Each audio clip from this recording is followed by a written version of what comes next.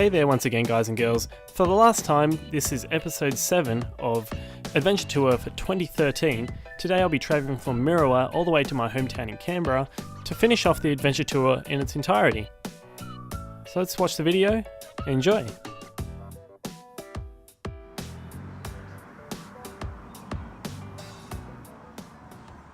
Good morning everybody, it's day 7 of KLR Tours 2013 and it's the morning, as I said. I just had my breakfast here and just sitting down to have some of this pain relief. Yes, reason being is my shoulder's actually playing up again. I don't know what's wrong with it. I think I pulled a muscle in it, but my back's alright, so I'm going to take some Nurofen.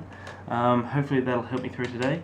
Last night it was raining pretty well, and hopefully the dirt roads that I encounter today won't be too muddy in terms of kind of rideability and that kind of stuff, because you all know that I suck at dirt roads. So anyway, I'm gonna have my pain relief here and load up the bike with the panniers and whatnot and get on the road. Until then, I'll catch you guys later. With a wet weather start and all, I headed back down through the town of Merriwa for the last time. And fortunately, it looked like the rain was going to hold out for the rest of the day. Well guys, I've pretty much already reached the first dirt road of the day, and I've come across this sign up here. Road may be closed during wet weather at Goulburn River.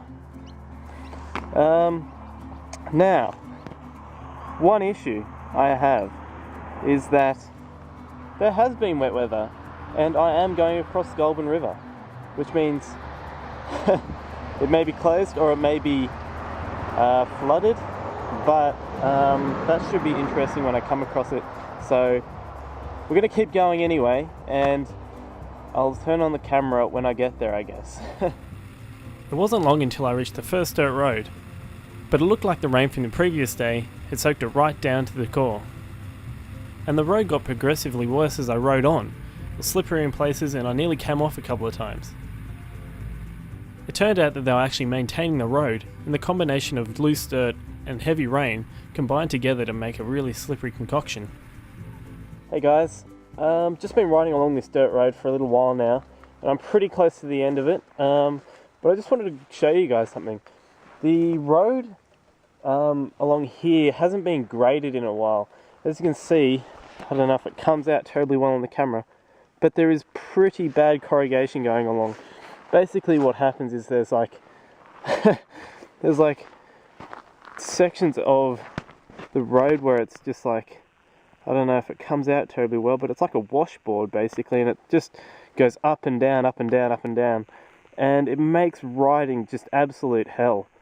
Yeah, and it's it's kind of crazy being that, you know, it's kind of muddy and a little bit wet. Just wanted to show you that little thing, guys, because it's a little bit crazy on this section here. Just really, really bumpy. Anyway guys, I'll catch you when I get to the end of this. It wasn't long until I reached the end of the national park, and I'd eventually find out if I was able to cross this water crossing or not. Thankfully it appeared that the rain hadn't hit this area too hard, and the bridge remained open. So here I am on the roadside again, still on the dirt road, but you probably remember this place from one of my last tours that I've done. This place here, remember this, guys? I'm sure you do. I've been here on previous tours. The bridge has gotten a little bit more colourful since last time. As you can see, somebody's obviously painted it, but I parked my motorbike just over there and I did a bit of a vlog over here somewhere. Next stop, I'm not 100% sure. Probably need a little bit of a read of the map, as it were, but you know, as with touring, that's just the way it goes, I guess. Yeah, let's have a look, shall we? So, if I'm about, here we are, so I'm probably about here somewhere, and I need to get over to, I need to go down here to Rylestone. So that's where I'm going next, down this way. Anyway guys, I'll catch up with you a little bit later, eh? Moving forward once again, the morning fog rose over the hills as I rode towards my destination, but eventually the dirt road met its end. After a couple of hours riding, the fog finally cleared up, with the sky opening up to a nice pale blue. And to top it all off, I was met with some really nice windy roads to sink my tyres into.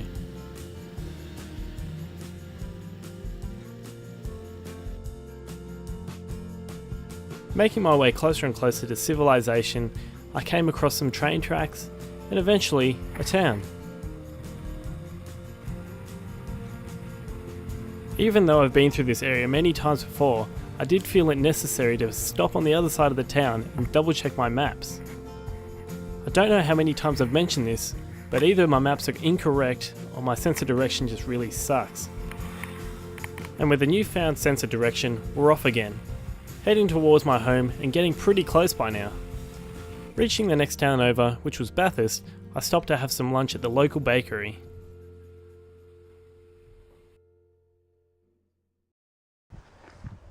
G'day guys, how's it going? In front of me here is what can be described as the last dirt road for the whole entire tour. Yes, over the last 3,000 kilometers or so, dirt roads have boiled down to this road here. This is the Peelwood Road. It heads down to Peelwood, of course, and then on to Crookwell through the back roads. Yes, I always like to take the back roads because they are always untravelled and have dirt roads like this one here.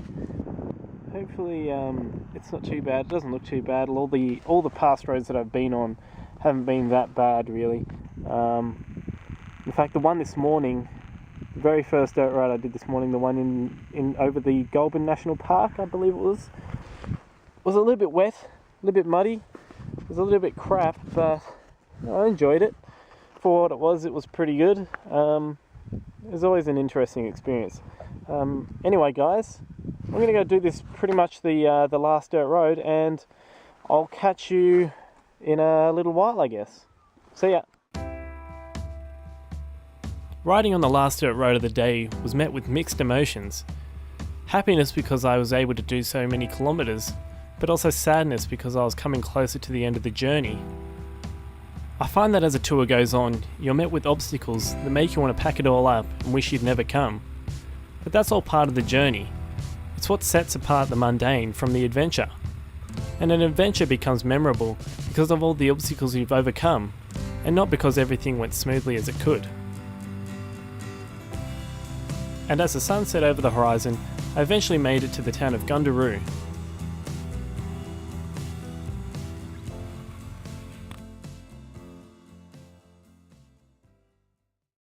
Well guys, this is the very last stretch. You can tell I'm getting close to home because it is actually getting quite cold, and the sun is also setting as well. It is currently about 5 o'clock, and yeah, there's less than probably about 40 to 50 kilometers left, not even. Yeah, it's been a really good tour, and yeah, this is behind me the town of Gundaroo, sorry. And yeah, I'm going to ride on home and have a nice bath. Anyway guys, it's been nice having you along with the tour, of course, and yeah, I'll give you a summary sometime soon, probably right after this. Anyway guys, catch you later. 50 kilometers down the road, I eventually reached the town of Canberra, and the realisation had started to set in. I had travelled 3,000 kilometres on my trusty KLR, all by myself, over the past 7 days. And it's times like this, where I look back at all that I've done, that I get an overwhelming sense of accomplishment. For all the obstacles I've had to overcome, like all the highways I've had to ride, and my navigational skills. But mostly, the enjoyable moments, like riding the roads that nobody travels, and camping out under the stars. It's always the small accomplishments that make the journey worthwhile, and it's times like this that I'd never trade in for the world.